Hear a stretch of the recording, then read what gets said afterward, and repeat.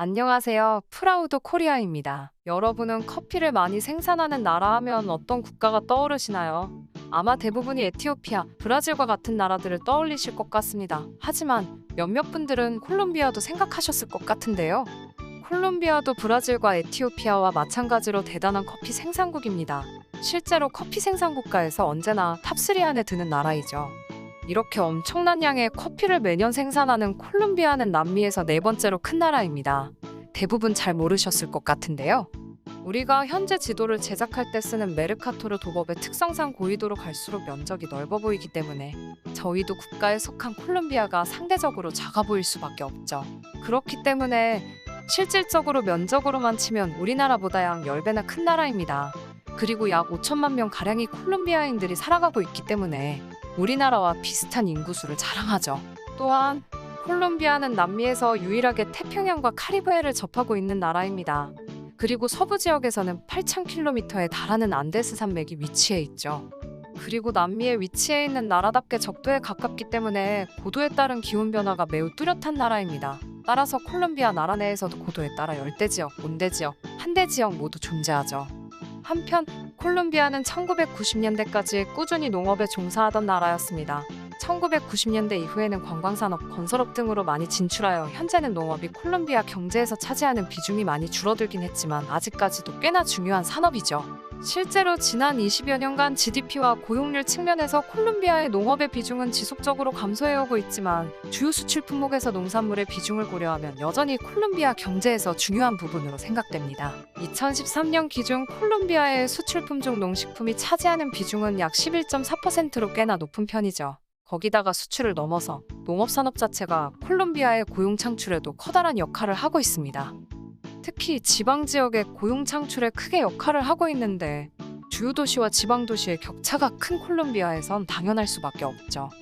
콜롬비아 통계청에 따르면 콜롬비아 내에서 약 350만 명이 농업에 종사하고 있고 이는 콜롬비아 지방 지역 전체 고용의 약 66%에 해당하는 수치입니다. 사실상 지방에 사는 사람들의 3명 중 2명은 농업에 종사하고 있다고 봐도 될 정도이죠. 콜롬비아는 앞서 말씀드린 바시피 고도가 높은 지역과 낮은 지역이 공존하는 지형적인 특성과 이에 따라 지역별로 나타나는 다양한 기후 때문에 많은 종류의 작물을 재배할 수 있는 조건을 갖추고 있습니다. 실제로 우리가 잘 아는 커피뿐만 아니라 다양한 작물들이 재배되죠. 해발 1000m 이하에 해당하는 고온 지역의 경우 코코아, 사탕수수, 코코넛, 바나나, 플랜테인, 살, 담배 등이 생산되고 해발 1000m에서 2000m 사이에 해당하는 온대 지역에서는 커피와 옥수수, 곡물, 토마토를 비롯한 채소, 파인애플 등이 재배됩니다. 그리고 한대 지역에 해당하는 해발 2000m 이상의 지역에서는 밀과 보리, 감자, 꽃 등이 경작되죠. 그러나 이렇게 다양한 작물을 재배할 수 있는 축복받은 기후와 땅을 가진 콜롬비아이지만 실질적인 농업의 발전은 더뎠습니다. 1990년에서 2012년 동안 겨우 11%밖에 성장하지 못했죠. 그리고 같은 기간 동안 농업 인구는 계속해서 증가하는 추세를 보여 무려 36.5%나 늘었지만 이 기간 동안 농업의 생산량은 겨우 연평균 1.9%에 그쳤습니다. 이러한 콜롬비아의 낮은 농업 생산성과 낮은 발전 속도는 다양한 이유가 있습니다. 첫 번째는 콜롬비아 정부와 이에 반하는 무장혁명 간의 무력 분쟁과 불법 작물 재배로 인한 비효율적인 토지 사용 때문인데요. 예를 들어 분쟁 지역에 거주하고 있는 주민들은 대부분 농업에 종사하고 있는데 이들 간의 무력 분쟁 때문에 희생되어 강제로 이주하는 등 농업의 생산성이 저하되는 안 좋은 일들이 발생하고 있죠. 거기다가 각종 마약을 경작하고 가공하는 등 불법적인 농업을 진행하는 탓도 큽니다. 두 번째 이유는 사실상 콜롬비아가 직면하고 있는 가장 큰 문제인데요. 바로 환경 문제입니다.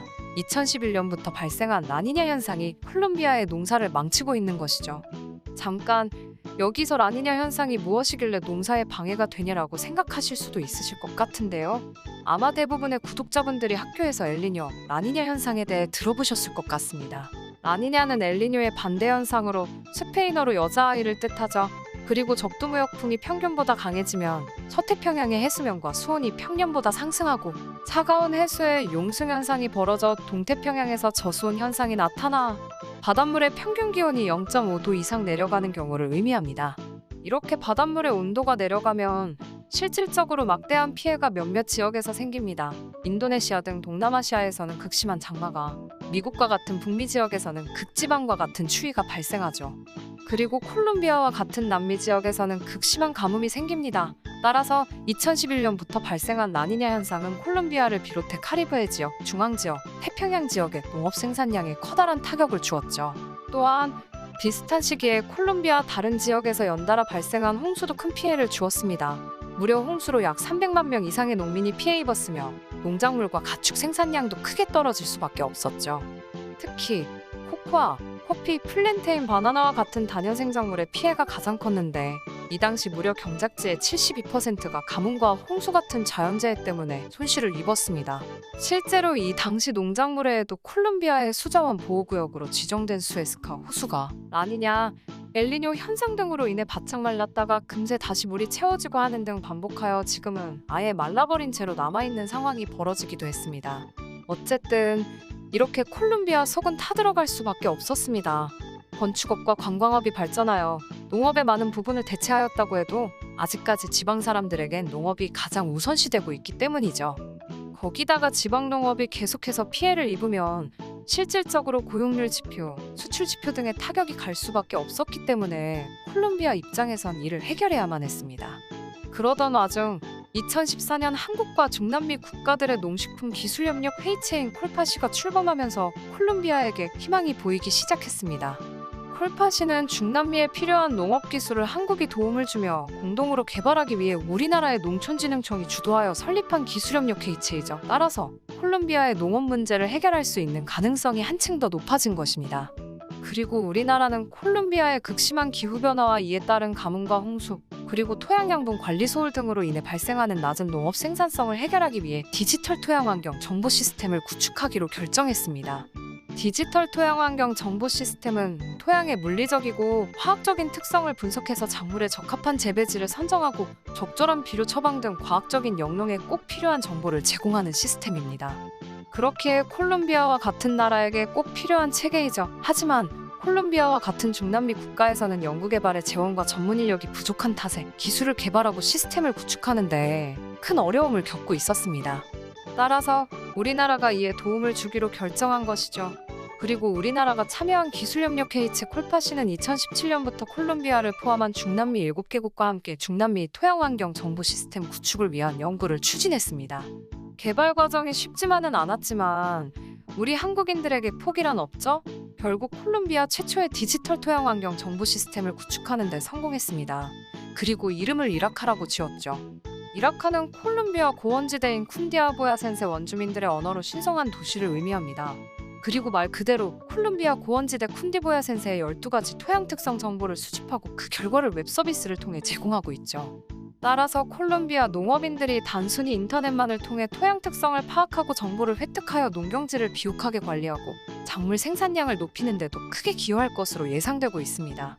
그리고 현재 이라카는 콜롬비아 일부 지역의 정보만을 제공하고 있지만 앞으로 전국 단위 토양 정보를 제공할 계획임은 물론 현재 이라카를 통해 확인할 수 있는 토양 특성 외에도 기상환경 정보 등을 제공할 예정이기 때문에 토양과 기상환경 모두 제공하는 통합환경 정보 시스템으로 발전할 것이라고 합니다.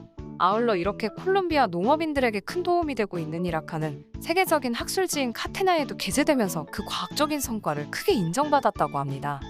콜롬비아 측 과제 책임자인 콜롬비아 농축산연구공사 구스타보 아라우 연구원은 이번 성과로 인해 콜롬비아와 중남미 토양환경 정보 시스템의 발전에 커다란 공헌을 했다고 자부한다며 한국의 지원이 없었다면 이러한 성과는 불가능했을 것이라며 고마움을 전했습니다.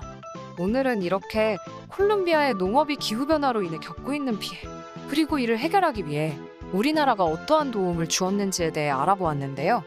기후변화가 단순히 어느 한 나라만의 문제가 아니라 전지구적인 문제임을 감안할 때 언젠가 우리나라에도 비슷한 문제가 발생할지도 모르니 미리미리 이와 같은 역량을 쌓아두는 것이 도움이 되지 않을까 싶습니다. 물론 동시에 다른 나라를 도와주며 선진국적인 면모를 보여주는 것도 정말 좋은 모습이죠. 어쨌든 앞으로 우리 대한민국의 도움으로 개발된 이라카가 콜롬비아 농업인들에게 큰 도움이 되었으면 하는 바람입니다. 여러분은 어떠신가요? 시청해주셔서 감사합니다. 구독과 좋아요, 그리고 알람 설정 부탁드립니다.